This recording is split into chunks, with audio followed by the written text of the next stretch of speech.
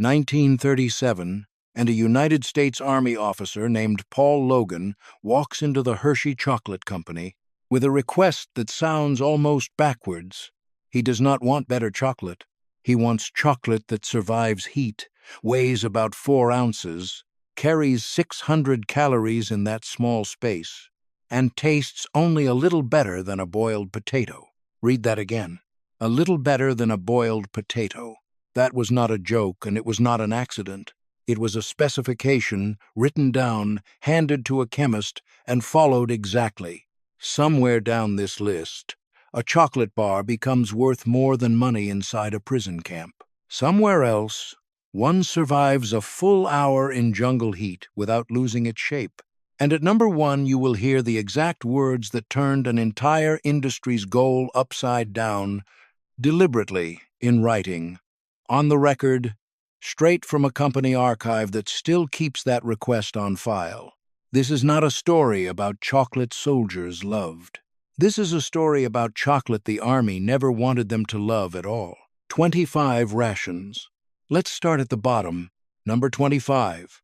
Late in the war, some K rations quietly dropped the engineered stuff and slipped in ordinary Hershey sweet chocolate instead, the same commercial recipe civilians bought at the counter back home. No oat flour grit, no deliberate bitterness, just a bar that remembered it was candy. It mostly showed up in temperate zones, where a soldier's pocket wasn't functioning like an oven. It melted faster than its military cousins, and nobody minded one bit. Compared to what's coming later on this list, this one feels almost embarrassingly normal. A small, sweet reminder that not every ounce of wartime chocolate was built to punish you. Number 24. K-Ration Hard Candy. Nutritionist Ansel Keys helped design the original K-Ration around food a man could carry and barely think about, and hard candy fit that job perfectly. No cooking, no melting mess, just sugar you let. Sit against your cheek for 10 or 15 minutes at a stretch. It wasn't there to satisfy you. It was there to stretch you, drop by drop, a glassy little sweet clicking against your teeth while you waited for the next real meal to show up. Early testers actually called the whole K-Ration palatable, which by Army standards counted as genuinely high praise. Number 23.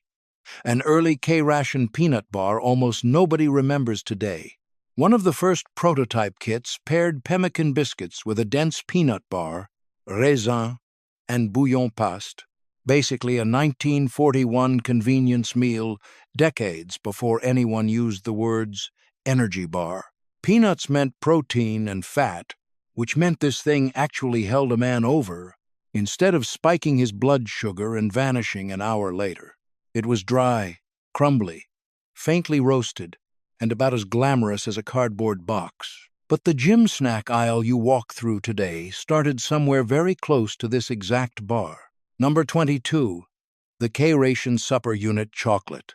A full day of K-Rations was supposed to deliver something close to 2,830 calories and around 79 grams of protein, spread across canned meat, biscuits, and this small chocolate portion tucked into the supper unit. Soldiers cracked open a tin with a P-38 can opener, ate their meal, and treated the chocolate as the one part of dinner that actually felt like dessert.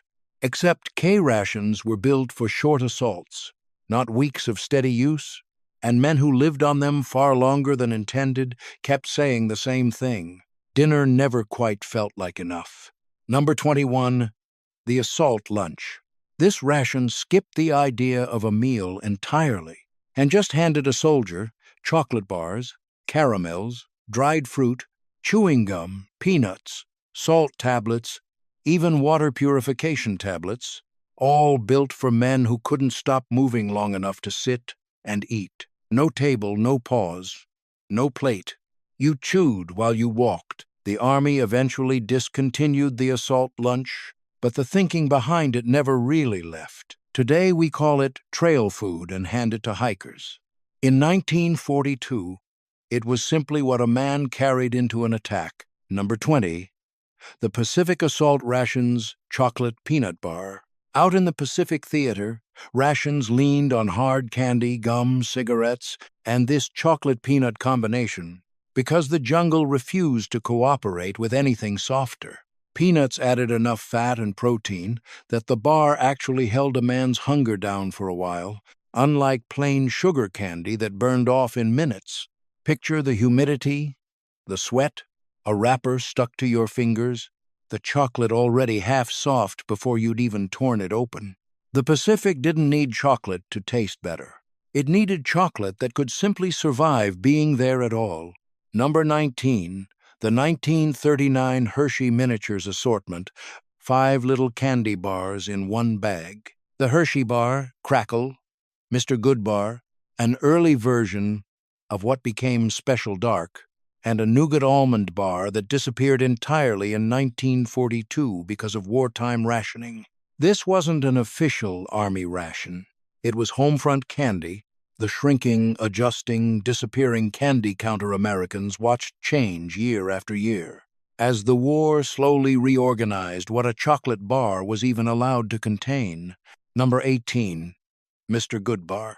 Introduced back in 1925, Hershey leaned hard into the peanuts inside it during the Depression, marketing the bar almost as a protein-packed meal disguised as a treat, because plenty of families genuinely needed that to be true.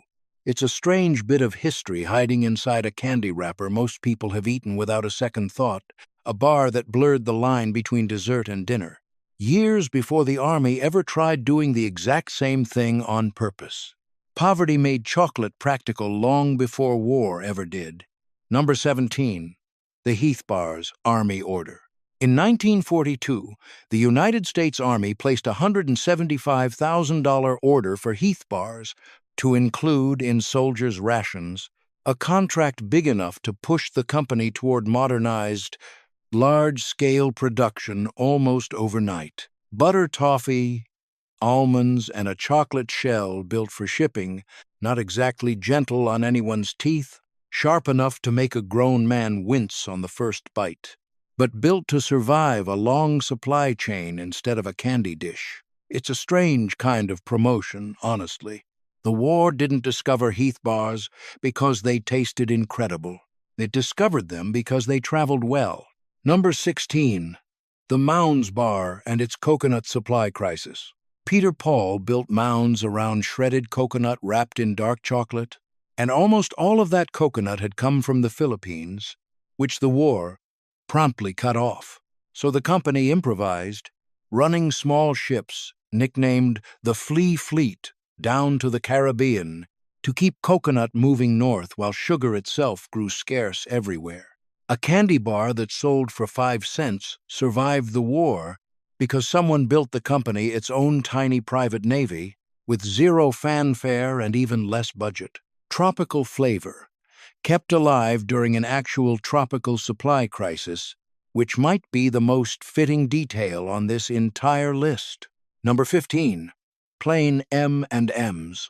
Production started in 1941, and the United States Army became its very first major customer because a hard sugar shell meant a soldier could carry chocolate through brutal heat without it dissolving into his pocket. This is the opposite approach from almost everything else on this list. The Army still cared about heat resistance, sure, but this time it also wanted the candy to be liked, not merely tolerated. Soldiers wrote home about the little rattling shells. Kids inherited the habit once the war ended. One military supply problem built an entire American candy empire that's still sitting in checkout aisles today, the one bar nobody on this list ever complained about. Number 14. The British Red Cross Chocolate Bar. Britain's joint war organization shipped out more than 20 million standard food parcels during the war, and a bar of milk or plain chocolate was a regular fixture inside them. For a prisoner living on thin cabbage soup, that bar stopped being a snack. It became proof that someone outside the wire still knew his name, still remembered he existed, still bothered to pack something sweet into a box addressed to him specifically. Men shared it, hoarded it, traded it for cigarettes or scraps of news, sometimes saved it for weeks just to have something to look forward to. In a place built to strip away identity, a small bar of chocolate quietly handed some of it back. Number 13. The Canadian Red Cross 8-ounce chocolate block. Canadian parcels packed a full half-pound of chocolate, alongside milk powder, butter, biscuits, jam, and preserved meat, a serious weight of chocolate for men who had almost nothing else that belonged only to them.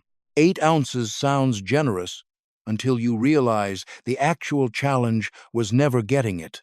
It was making it last. Prisoners sliced it thin with a shared knife, rationed it across days, sometimes weeks, turning ordinary hunger into a kind of quiet arithmetic. The hardest part was never receiving the chocolate. It was refusing to eat all of it the first night. Number 12. American Red Cross parcels and the 2 D-ration bars tucked inside them. One documented parcel sent to Stalag Luft. One included exactly 2 of the same bitter emergency bars. Soldiers complained about constantly outside the wire. Inside the camp, prisoners were allowed to personally keep just 2 things: their cigarettes and their chocolate. 2 bars, 1,200 calories total if they were standard D rations, suddenly became currency, a birthday gift, a bargaining chip, a private stash. A man weighed carefully, deciding whether to eat now or save it for a worse day still coming. The exact same bar men cursed on an ordinary training march became something men protected with their lives behind barbed wire. Hidden under bunks, split into slivers, guarded like it mattered more than anything else they owned. Nothing about the recipe changed, only the hunger did. Number 11. The British Invalid Parcel Chocolate Block. Some Red Cross parcels were built specifically for sick or disabled prisoners, and inside sat a single block of chocolate meant less like fuel and more like comfort, soft enough to manage, sometimes even melted into a warm drink if hot water was available. This is the gentlest entry on the whole list. Chocolate packed for men who weren't marching anywhere, who needed care instead of raw calories. The same food built for combat, and the same food that once sat quietly beside a sickbed. War asked chocolate to do almost everything a person could ask of it. Number 10. The German Coca-Cola tin. A round metal tin holding 16 wedges of chocolate mixed with actual coffee and cola nut, roughly 200 milligrams of caffeine packed into 100 grams of candy, issued widely to German forces and closely tied to Luftwaffe flight crews, who nicknamed it Aviator Chocolate. Let's clear up a rumor here, because it still gets repeated constantly online. This was not laced with methamphetamine. That claim floats around endlessly, but it simply isn't true. It was caffeine, plain and straightforward, wrapped in cocoa and sugar so it went down easier than a cup of black coffee, meant to keep exhausted men alert through missions that ran far longer than any human body wanted to stay awake for. Number 9. The same Coca-Cola, packed differently. Here's something worth sitting with for a second. Most forgotten foods disappear because a company eventually stops marketing them. These bars disappeared for a stranger reason entirely. Several of them were never built to be loved in the first place. And nowhere is that clearer than the next version, Coca-Cola repackaged inside a blue emergency canister and slipped into survival kits for downed aircrew. Picture a pilot who just ditched into open water, treading through cold waves, salt stinging his eyes, waiting on a rescue that might not arrive for hours, maybe longer. That tin wasn't dessert anymore. It was equipment, packed next to a flare and a whistle instead of a napkin. The lid still clicked open the same way it always had. What it meant had changed completely. Number 8. The 1-ounce Hershey Tropical Bar. Introduced in 1943, after the Army asked for something that tasted better than the D ration, but still refused to melt, Hershey's chemists built it from chocolate liquor, skim milk powder, cocoa butter, sugar, vanillin, vitamin bone, and oat flour, engineered to hold its exact shape after a full hour sitting at 120 degrees Fahrenheit. It was genuinely a compromise. Better than the D-bar, still nowhere near an actual treat. The Army asked Hershey for improved flavor, and Hershey delivered improved flavor. It just didn't deliver very much of it. Number 7. The 2-ounce tropical bar. And here's the trade nobody really talks about. Chocolate is supposed to melt. That's most of the pleasure, honestly, the way it gives in against your tongue. But the Army wasn't interested in pleasure first. It needed something that could sit in a man's pocket through Panama, through the Philippines, through weeks stationed in the Pacific, and still exist by the time he actually needed it. So every improvement in durability kept taking something back out of the bar. Softness went first, then sweetness, then the melt itself, gone completely, replaced by a dry, waxy firmness that sat heavy on the tongue long after the chewing stopped. By the end of the war, Hershey had produced almost 380 million of these 2-ounce bars, nearly 400 million chocolate bars, and still, nobody on record ever once called one of them a luxury. Number 6. The Field Ration D itself, the Logan bar. Development started in April of 1937. Built from chocolate liquor, sugar, skim milk powder, cocoa butter, oat flour, and vanillin, with thiamine hydrochloride added later to guard against a vitamin deficiency called beriberi. It carried 600 calories inside 4 ounces, dense enough that the paste couldn't even be poured into molds the normal way. Workers had to press it in by hand, 1 bar at a time. Bite into it, and you get something dry, gritty, and stubborn, closer in texture to a pressed brick than anything you'd ever find sold at a candy counter. More work for your jaw than reward for your tongue. This wasn't chocolate that failed to taste good. This was chocolate built with the soul of a brick, on purpose, from the very first batch. Number 5. The 3-bar daily pack, and this is where the math turns genuinely brutal. A normal meal gives you comfort before it gives you calories.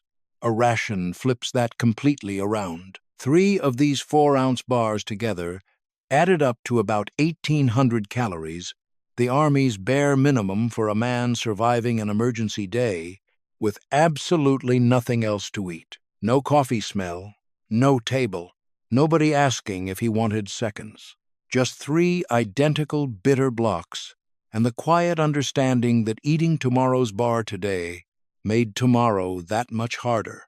Breakfast, lunch, and dinner, each one reduced to the exact same hard, dry brick, the same flavor, the same fight to get it down. People who actually lived through rationing weren't sentimental about food the way we tend to assume now. They were doing arithmetic, constantly, just to make it to the next sunrise. Number 4. The anti-gas package D-bar. After Pearl Harbor, the Army got seriously worried about chemical attacks, the same mustard and chlorine gas fears that had haunted the previous war, and the packaging around the D ration changed to match that fear. A heavy cellophane bag, a heat seal, an individual carton, a wax dip, a master carton, then a wooden case reinforced with steel stripping, 6 separate coverings wrapped around one single chocolate bar. This is the exact moment chocolate stopped being food in any ordinary sense and became military supply instead, protected, inspected, and shipped like ammunition, because in a very real way, that's precisely what it had become. Number 3. The D-bar that went to Antarctica.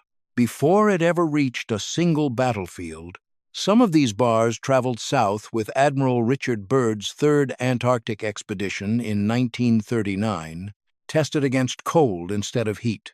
Cold weather made it easier to store, and immeasurably harder to actually eat, a bar already dense enough to challenge a hungry man in ordinary weather, turning nearly stone solid at the bottom of the world. This ration had already proven itself somewhere brutal and remote, long before the war ever needed it, surviving the harshest climate on Earth, a full 2 years before it ever had to survive combat. Number 2. The tropical bar's strange afterlife on the moon. By 1957, the formula had changed again. The oat flour disappeared, skim milk powder gave way to non-fat milk solids, and cocoa powder replaced straight cocoa butter. Then, in July of 1971, a descendant of that same heat-resistant chocolate rode along with the Apollo 15 astronauts out past the atmosphere entirely. The exact same thinking that started with a hot jungle pocket, shelf-stable, portion-controlled, built to survive extreme conditions rather than taste incredible, turned out to be exactly what a space mission needed decades later. A chocolate bar invented for foxholes and jungle heat ended up leaving the planet entirely, riding in a spacecraft instead of a soldier's pocket, and the engineering logic behind it never really changed. And number 1, back to where this whole list started. April of 1937, and Captain Paul Logan sits down with Hershey executives William Murray and Sam Hinkle, with a request that still sounds backwards almost 90 years later. He didn't want a better candy bar. He wanted one that weighed about 4 ounces, carried 600 calories, survived brutal heat, and tasted only a little better than a boiled potato. Read it again. Those were his exact words, on record, sitting in the Hershey archives today. That flavor requirement wasn't a mistake anyone apologized for later. It was written down as a specification and handed straight to a chemist to build. Hinkle mixed chocolate liquor, sugar, skim milk powder, cocoa butter, oat flour, and vanillin into a paste so thick that ordinary factory equipment couldn't even process it, so workers pressed each bar into its mold by hand, one at a time. 600 calories folded into 4 stubborn, bitter, purposefully unlovable ounces. And here's the part that actually stays with you. In a prison camp, behind wire, with almost nothing left that belonged only to him, a man was allowed to keep exactly 2 things for himself: his cigarettes and his chocolate. This same unwanted bar, cursed by soldiers on ordinary marches, complained about in letters home, joked about with real bitterness, became something worth protecting, worth hiding, worth trading for a single extra hour of hope. The Army didn't fail to make a good chocolate bar. It succeeded completely at making a bad one, deliberately, because somewhere a hungry man needed to hesitate just long enough to survive until tomorrow. So that's the list. 25 chocolate rations, and maybe 3 of them were actually good. The rest were never really meant to be candy in the first place. They were meant to be a decision, sitting quietly in someone's pocket, waiting for the exact moment hunger finally won the argument against discipline. This is not just a list of forgotten chocolate. This is proof that even something as small and sweet as a candy bar can get drafted into a war and stripped down to nothing but survival, one specification, one bad flavor, one hard choice at a time. So tell me, which one surprised you the most? The coconut bar with its own tiny navy, the caffeinated German tin nobody was supposed to fall asleep on, or that original 1937 bar built to taste only a little better than a boiled potato? Drop your answer below, and if anyone in your own family carried something like this: a K ration, a Red Cross parcel, a D bar nobody wanted to eat, I would genuinely like to hear that story too. Somewhere in almost every family, someone once carried chocolate that had nothing to do with pleasure at all.